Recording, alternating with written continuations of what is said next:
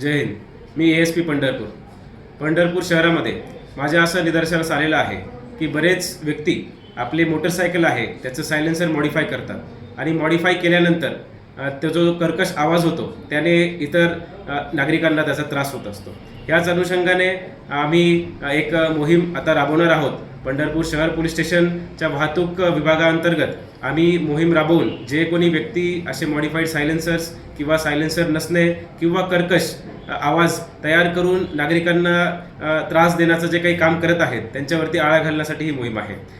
ध्वनी प्रदूषण नियम व त्याचबरोबर पर्यावरण संरक्षण अधिनियम याच्या अंतर्गत आम्ही गुन्हाही दाखल करणार आहोत आणि ज्या मॉडिफाईड सायलेन्सर असं एकत्रीकरण त्यांचं करून आम्ही JCBच्या माध्यमाने त्याला उद्ध्वस्त करण्याचं सुद्धा आम्ही काम करणार आहोत.